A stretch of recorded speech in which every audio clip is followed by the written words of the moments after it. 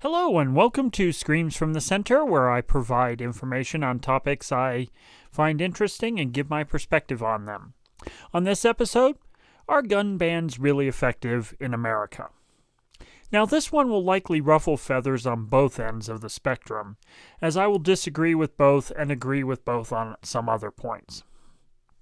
So let's get on with it. Now, what we do know is that assault weapons account for around 2% of the crimes committed where guns are involved.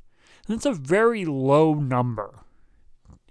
And this is now we do see a lot of sensationalization of any kind of tragedies, particularly when an assault weapon is used.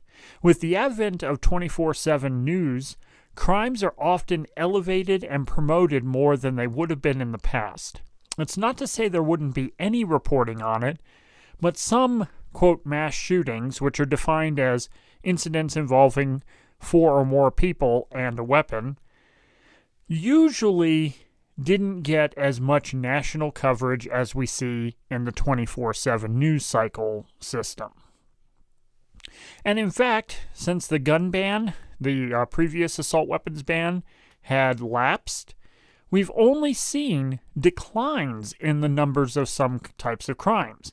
These are violent crimes, 43% violent crimes, 43% drop in rapes, 27% drop in robberies, 49% overall drops in a lot of gun crimes that are committed.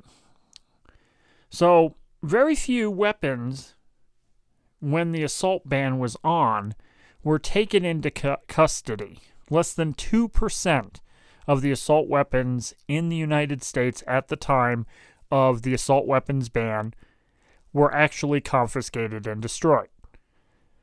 So now, given these numbers, and I can go on with more and more statistics, it's difficult to support the idea of a ban on assault weapons. Now, if you were to do a logical ban, that would have to be handguns, because handguns account for over 5,000 of the 8,000 gun crimes happening in the United States. Then we have rifles, shotguns, and down at the bottom, basically, is assault weapons. So, would a ban make a difference? It seems unlikely, at least at first. The sheer amount of weapons in public hands makes enforcing a large-scale ban of something like handguns, for instance, logistically difficult and culturally improbable. Like it or not, America has a gun culture. America likes their guns. And the idea of just up and snagging them is going to sit against the idea held truly by many Americans. It's an unfortunate thing if you believe in the idea that we don't need an armed populace, or at least not as heavily armed a populace. But the fact of the matter is there are over 300 million guns in the United States alone. It's logistically improbable to enforce such a ban. A ban on common types of weapons would actually reduce the occurrences of gun crimes. I'm sorry to say, right-wingers, we have evidence of this in dozens of countries that that have strict gun laws. The numbers do show that if you ban and limit the most common types of firearms used in crimes, you will see a drop in those statistics.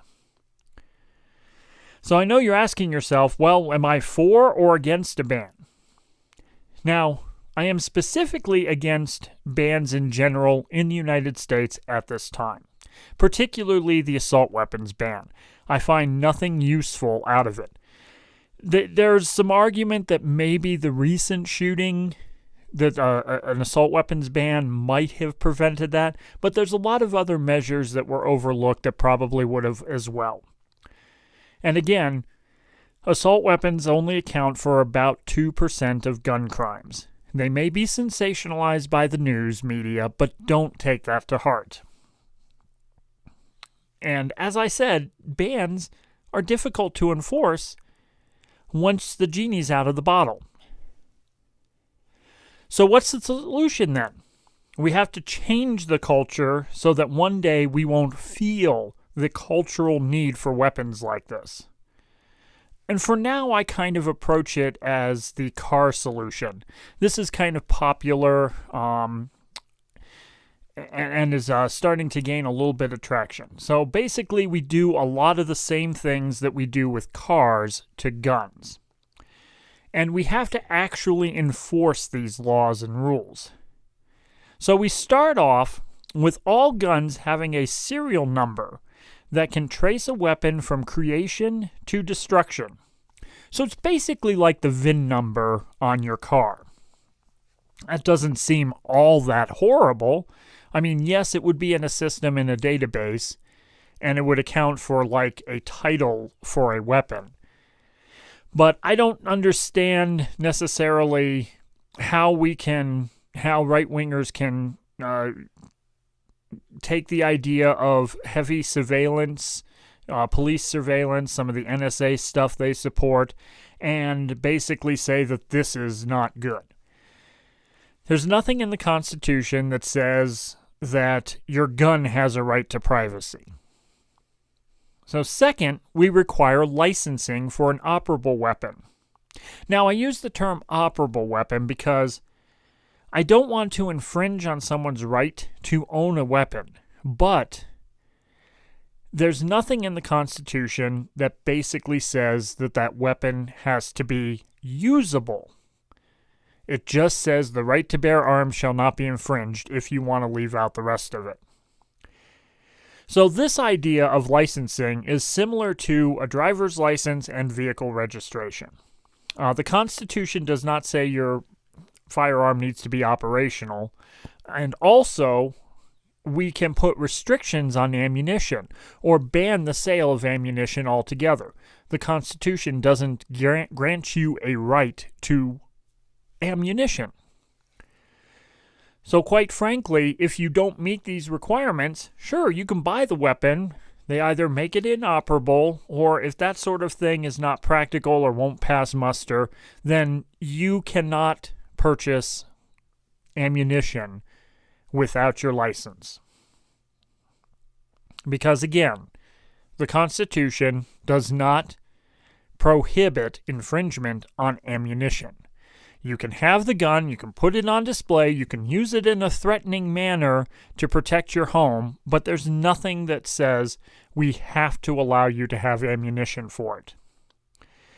So the other half of the licensing is training. Now this could be a free, simple safety course that basically starts getting people into the mindset of being aware of the kind of weapon that they have. This is intended to prevent accidental shootings and negligence that is involved around guns that we also see in the news media quite often. So in order to have a fully operational firearm, you require this licensing. And now the last part of this is insurance. Privately held liability insurance on your weapon. This can be handled much the same way auto insurance is, and since right-wingers love private businesses so much, let them be the lead on that. They can assess whether or not someone paired with a certain weapon poses a greater risk than someone else paired with a weapon, and determine the rates based on that risk assessment. It's what insurance companies do, so why not let them do that? The side benefit of this is you also create jobs. You create an insurance industry for weapons. So this will instill in our culture a sense of care. It will limit people who've gotten weapons easily, who may not have been able to before under our current system. And it does not impose a restriction on a good person to own a firearm. It may temporarily reduce their ability to own ammunition, which can make the firearm operable, but it does not infringe on their right to bear arms. This would negate the need for the background checks at the time and point of sale. So you can walk into a gun store, buy any kind of gun you want, But without your license, which would require your proof of insurance, your proof of training, and verification of the VIN number on the gun, you can't buy ammunition. Also, it would allow people to keep their weapons of mass destruction of the AR-15, for example, but the hit on it would be a higher liability, because not only are we talking about protecting the weapon from your own actions, but the steps needed for you to ensure your weapon does not fall into someone's hands who would be capable of doing harm. None of this infringes on your rights. I know that I may be splitting hairs with right-wingers, but again, ammunition is not mentioned in the Constitution. In fact, we have to actually qualify the word arms in the Constitution as well. Arms doesn't specifically mean firearms. It could mean swords and knives, bayonets, those kinds of things. So, take it with a grain of salt. Meet some people halfway. Because I guarantee you that as these crimes are more and more coverage by the mass media, it's going to be happening. Eventually, people are going to snap and they're going to rebel against you. And you're going to end up with something like a repealing of the Second Amendment. Now, what if we don't do this? What if they do institute an assault weapons ban and maybe even some other types of restrictions, like closing the gun show loophole? I really don't care. To be honest, I don't think they'd be as effective as a program that is designed to protect people and change our culture, but I'm not going to sit there and knock the idea of it. And how about repealing the Second Amendment? Again, I've said it before on Baron Glass's show. I believe I've even done a video on this at one point around another shooting. But the Constitution does not grant you an individual right to firearms. I'm sorry to say that was a decision made by the Supreme Court in 2007. Before that, there were all kinds of restrictions that were allowed legally on firearms. Waiting periods, outright bans, all of these kinds of things. In fact, what brought it to the Supreme Court was one of these bans. So, next time you think that you have this right to bear arms and you're not going to budge on it at all, just remember how you actually did get to that point. It was determined by 5 justices on the Supreme Court less than 10 years ago. I'm sorry that your memory sucks and you don't remember this sort of thing, but that's how it went. And if you keep up this non-compromising demeanor, then the Second Amendment can be on the table. There is nothing in the Constitution that says we have to keep the Second Amendment. In fact, the Constitution specifically outlines the means in which to pass new amendments and to strike old amendments.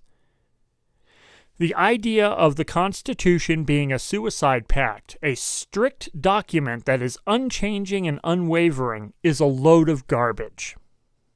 We have amended the Constitution of the United States 27 times, including putting a prohibition against alcohol and then repealing said prohibition.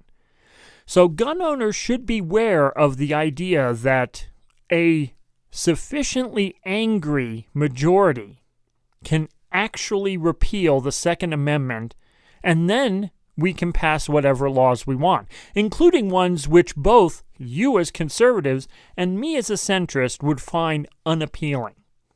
So I think that we should work with each other, both sides of the aisle, people who are for gun control measures and people who are against. Find creative ways to compromise and to get sensible regulation that we can all abide by. And again, this is not going to be a perfect solution, my idea that I presented. But if you're looking for something that's going to do 100% of what it's intended to do, then you can never pass any laws or make any rules or anything.